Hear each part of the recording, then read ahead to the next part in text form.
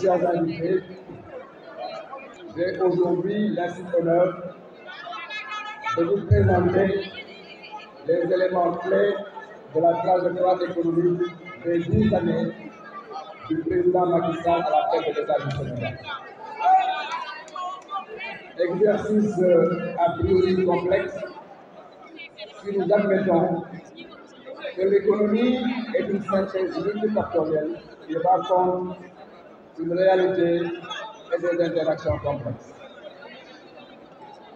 Mais vous accepterez avec moi que dans ce monde désormais interconnecté et très transparent, nous sommes dans des économies qu'on peut qualifier de maisons de guerre.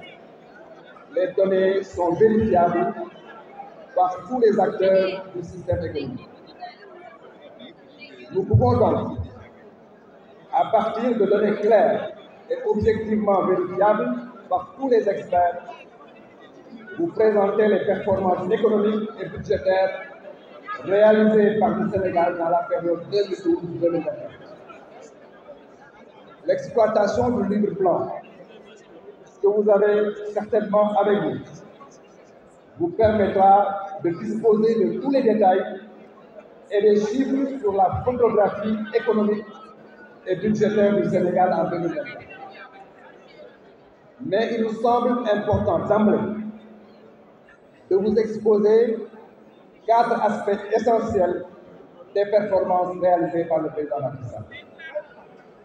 Il s'agit d'abord, point 1, de la révolution dans la méthodologie de gouvernance économique. Ensuite, le PSE ou l'ère de la croissance forte dans le pays. En troisième position, nous allons aborder le changement d'échelle budgétaire au Sénégal avec le président Macky Sall. Et enfin, vous nous permettrez d'aborder l'endettement, mais l'endettement maîtrisé avec le repli de confiance de notre pays. D'abord, sur la méthodologie de gouvernance économique. Pour la première fois dans l'histoire de notre pays, un chef d'État s'écarte des méthodes de planification basées sur le traitement à court terme des problèmes socio-économiques conjoncturels pour s'orienter vers une planification économique à long terme avec une perspective sur une génération. À partir de son programme de conquête du pouvoir, parce que souvenez-vous, le Yoonu Yokkute était un programme de conquête du pouvoir. Le président Macky Sall instaure au Sénégal un référentiel unique, puissant et global de conduite des affaires du pays. Je veux parler du PSE. Ainsi, ce plan Sénégal émergent, adossé sur une vision claire et articulé sur des priorités, a fini de transformer totalement le visage de notre pays. Mesdames, Messieurs, chers invités, c'est sur la base du plan Sénégal émergent que notre pays a inauguré de manière claire et assumée l'ère de la croissance forte. En effet, jusqu'en 2012, le Sénégal ne générait pas suffisamment de croissance économique pour couvrir les besoins de la croissance démographique. Autrement dit, le poids démographique était supérieur à la croissance économique. Cette croissance économique relativement faible installait notre pays dans une spirale de pauvreté. Il fallait donc rapidement faire une transformation structurelle de notre économie pour produire une croissance forte, saine et durable. C'est là toute la pertinence de l'axe 1 du plan Sénégal émergent. De 18% de croissance en 2012, on est passé très rapidement en 2014 à 6,2% de croissance. En 2015, on est passé à 6,4% de croissance. En 2016, à 7,4% de croissance. En somme, nous avons réussi dans ce pays à avoir, sur la période, une croissance moyenne de 5,6%, malgré, et je dis malgré, le choc de la Covid-19 qui, en 2020, nous a ramené à une croissance de 1,2%. Il me semble donc important, en ce moment, de m'arrêter pour souligner que notre pays s'est révélé pendant cette période de la Covid-19 à la face du monde comme l'une des économies les plus résilientes, parce que, ayant une croissance de 1,3 pendant que la plupart des pays étaient en récession. Relativement à la croissance, nous pouvons dire que si les orientations ne sont pas déréglées, et j'insiste là-dessus, si les orientations du PSE ne sont pas déréglées, notre pays va bientôt s'installer sur l'orbite de la croissance à 2 chiffres. Notons par ailleurs que la croissance générée par le PSE n'est pas une croissance tirée par des flux spéculatifs et virtuels, mais repose sur l'économie réelle, à savoir l'agriculture, le tourisme, la pêche, les mines, l'industrie, etc.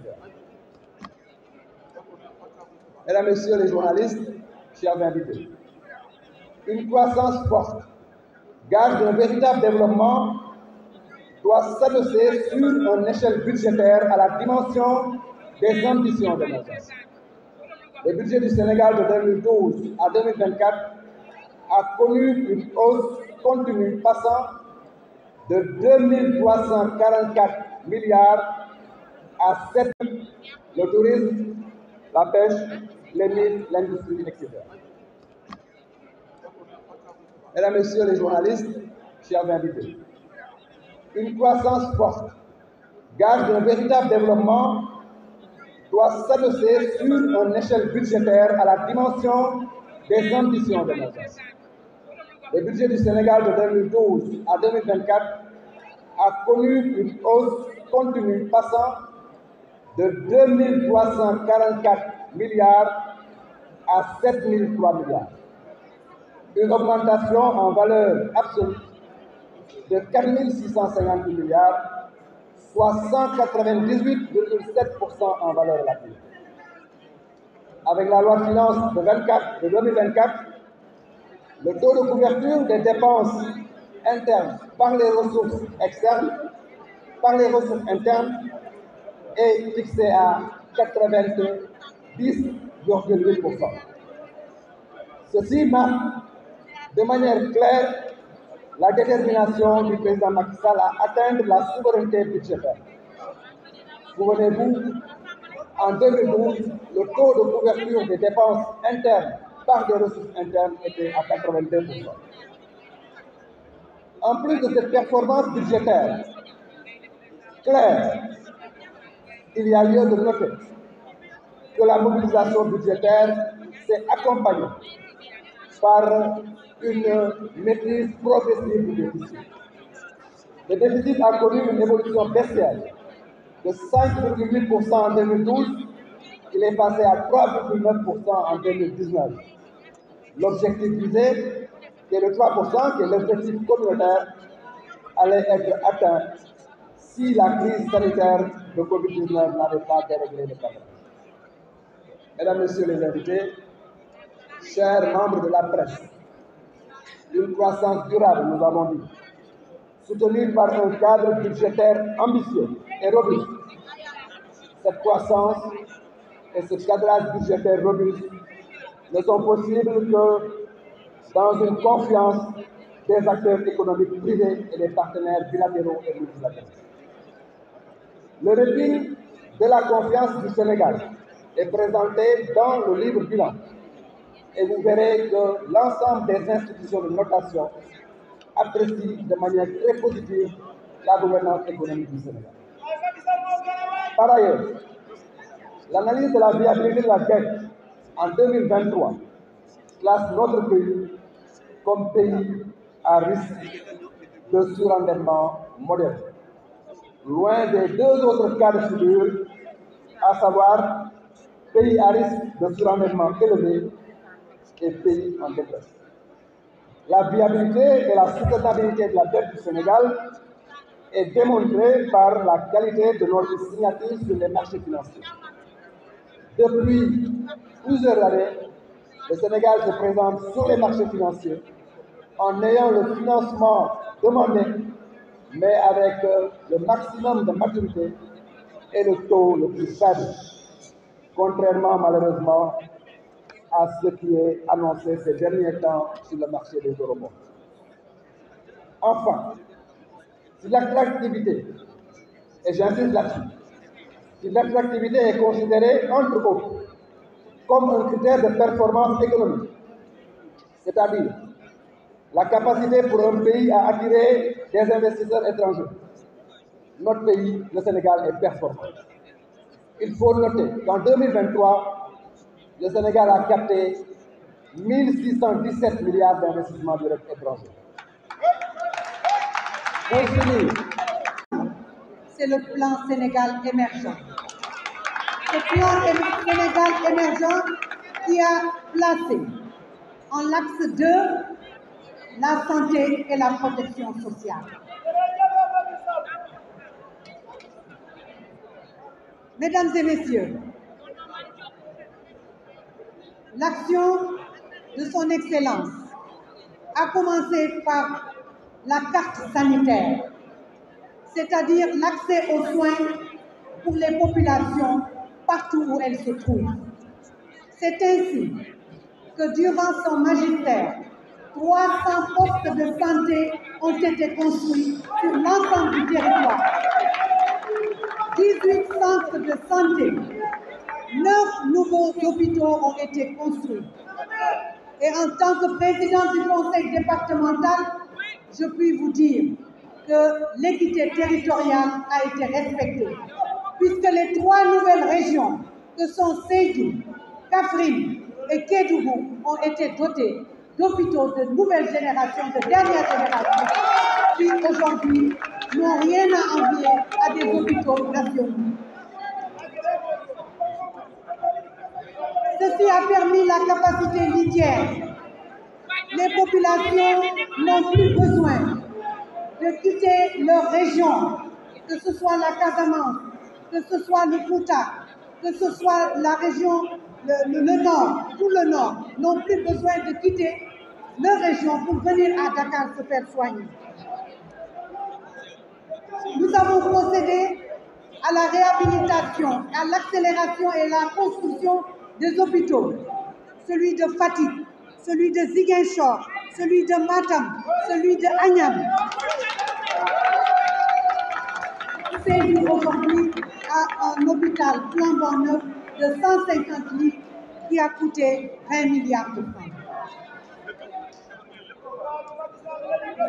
Mesdames et messieurs, tout le monde connaît l'hôpital Aristide Le Dantec. Cet hôpital Aristide Le Dantec aujourd'hui sur site va devenir un hôpital de niveau 4 pour un coût de 91 milliards de francs CFA, avec 660 lits de capacité, plus d'une vingtaine de spécialités. Mesdames et messieurs, pour la référence et la contre-référence, 100 ambulances ont été acquises pendant ces années, ces 12 années. 5 hôpitaux de référence aujourd'hui appliquent la télémédecine. À partir de Dakar, on peut conduire une intervention chirurgicale dans les régions sans quitter, et les spécialistes sont là, ici, dans ces hôpitaux. Mesdames et messieurs, des projets en cours. Aujourd'hui, ce qu'ils souhaitent, ce qu'on a souhaité, c'est qu'il y ait un hôpital de nouvelle génération dans toutes les régions, dans tous les départements, et c'est le cas. L'hôpital Seydi El Hadji Malick Sy, pour un coût de 46 milliards, va être construit. L'extension de l'hôpital Matlaboul Fawzeyni de Touba a été réalisée. L'hôpital de Ourossogui est en cours. L'hôpital de Thiès est en cours pour 800 millions. Mesdames et messieurs, connaissant les maladies aujourd'hui, qui sont des maladies chroniques, dont le cancer. Un centre international d'oncologie va être construit à Diamniadio pour prendre en charge cette pathologie. Il coûtera 61 milliards de francs CFA. Le service de neurologie, le centre de gériatrie de femmes vont être réhabilités. Mesdames et messieurs, la prise en charge des urgences grâce au SAMU ne sera plus un mauvais souvenir, puisque aujourd'hui, il est aujourd'hui dans les régions de Saint-Louis, de Kaolack et de Touba, vous avez un SAMU. Et vous en aurez dans les autres régions pour décentraliser totalement la prise en charge de l'accueil et des urgences dans le pays.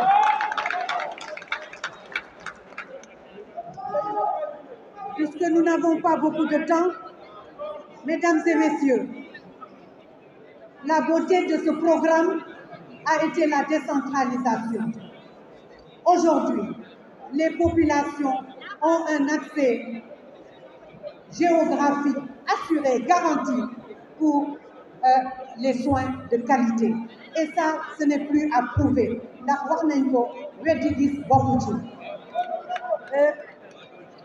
Un laboratoire de référence a été également construit.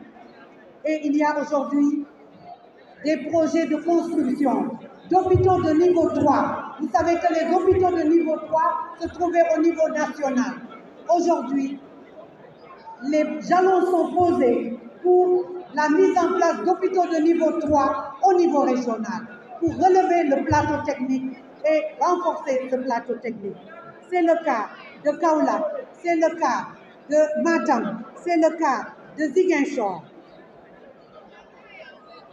Mesdames et messieurs, des hôpitaux de niveau 3, les projets ont été ficelés pour Mbour, Fatick et Tambacounda. Les travaux de réhabilitation et d'extension de l'hôpital Amadou Sakir Mbaye de Louga, la construction de centres de santé de Djahaï, de Gandiaï, de Yassane et j'en passe, les centres de santé de Passy et de Sakal. On pourrait passer toute une journée à énumérer ces centres de santé et postes de santé qui ont été construits pendant ces 12 années. Mesdames et messieurs, le Sénégal doit être fier d'avoir connu des progrès et des réussites dans la médecine. Vous le savez, depuis quelques années, depuis 2023, le Sénégal peut... Vous venez de dédicacer votre livre. Est-ce que vous pouvez nous donner le résumé de cet ouvrage? Merci. Pourquoi d'abord ce livre? Ce livre est un peu pour faire de la prospective et laisser quelque chose pour la postérité. Ça permet un peu, à la lumière de mon vécu et de mon parcours, prêt à la main depuis 1974 à l'école de Diakhao, puis à Sinthiane, Sinthiougarba, puis Lobali, nous avons traversé tout le système éducatif, ayant repris les études après 1976 pour faire l'économie supérieure section sciences naturelles. Nous avons donc fait une maîtrise en 1980, puis un DEA en 82, une thèse de troisième cycle en 85, une thèse d'État en 92, pour ensuite passer différentes aptitudes, nous avons eu à gravir l'ensemble du système universitaire en étant assistant en 82, maître assistant en 86, maître de conférence à l'UQAT en 95, puis professeur tutélaire en 2000, devenant tutélaire de classe exceptionnelle en 2008. Directeur de l'ENSA en 2002, puis recteur de l'Université Thiès en 2007. Donc, c'est tout ce parcours qui justifie que je puisse me permettre un peu de faire une analyse et donner un ensemble de recommandations tenant compte des succès et des échecs que j'ai eu à traverser. Et donc, rien que le titre labyrinthe dans les labyrinthes du système éducatif montre un peu que, en tout cas, à la lumière du vécu, il y a suffisamment de matière pour, en tout cas, décrypter, analyser, proposer pour l'avenir. Ces recommandations, c'est l'attention des nouvelles autorités qui viennent de s'installer. Bien sûr, je suis allé donc, puisque j'avais le projet en main, je l'ai puisque aussi j'étais membre de la conférence des leaders de Diomaye Président. Donc, j'avais le projet en main et donc j'ai regardé ce qui, dans ce livre-là, en tout cas, dans ce projet-là, était en tout cas proposé aux Sénégalais dans les années à venir. Et c'est dans la suite de tout ce que je connaissais du système et en tout cas de la priorité qu'en faisaient nos autorités depuis l'indépendance. L'éducation a été toujours une priorité depuis le premier président, Léopold Sédar Senghor, et puis ensuite tous les présidents qui ont suivi en ont fait une priorité, la mettant au cœur du développement. Hein? Donc, mais on a beaucoup fait. Le Sénégal a défriché pas mal de chantiers, de la base au sommet. Donc, il faut aujourd'hui, je vais proposer dans le livre, vous le verrez, de refaire une réflexion globale. Il y a eu beaucoup de réflexions hein, depuis 1981, les États généraux, il y a l'école nouvelle, il y a donc des réflexions des processus de l'école nouvelle, puis ensuite il y a la concertation sur l'avenir de l'enseignement supérieur, il y a aussi les assises de l'éducation. Mais malgré tout, je pense qu'aujourd'hui, puisque l'éducation, c'est le laboratoire qui forme l'homme, le citoyen de demain, et il n'y a pas de part à l'erreur. Et pour faire juste, il faut une expertise collégiale, l'expertise collégiale de tout le pays pour façonner nos citoyens de demain, pour éviter toutes les dérives que nous voyons dans la société. La plupart des maux qui gangrènent nos sociétés, l'immigration clandestine, les différents vices que vous voyez dans la société sont le fruit d'une éducation mal posée. Hein? Donc, j'ai demandé quelque part qu'on revienne à des états généraux pour voir le système globalement de la base au sommet, pour redéfinir, en tout cas, le meilleur système éducatif pour le pays. Professeur Sam, on ne comprend pas, parce qu'on a un peu compris que vous avez participé, vous avez pris part au projet, à l'élaboration du projet, si j'ai bien compris. Quel projet? Quand vous parlez de projet, c'est votre projet personnel ou bien le projet par rapport au régime en place? Le régime en place, c'est le projet du régime, ce n'est pas le projet du professeur Pape Sam. Voilà. Maintenant, c'est un régime qui est là pour 5 ans, oui, et qui, bien sûr, a exposé ses grandes orientations sur la question de l'éducation. En diagnostiquant tout ça, quels sont les points sur lesquels vous avez été pour ou contre par rapport en quelques points? Non, mais pour le moment, le projet aujourd'hui est à l'état embryonnaire, c'est à l'état de proposition, hein, d'intention. Hein, le fait d'inscrire les langues nationales dans le programme, de faire également introduire l'enseignement de l'anglais, hein, d'amener l'informatique à l'école élémentaire, de professionnaliser l'enseignement supérieur, de faire donc un enseignement plus professionnalisant. Ça, c'est des innovations majeures et qui sont de bonnes orientations. Mais vous savez, une intention reste malgré tout une intention. C'est dans la pratique qu'on va pouvoir juger. Et dans ce cas, nous demandons simplement que ce régime-là corrige les erreurs du passé. Nous avons vu des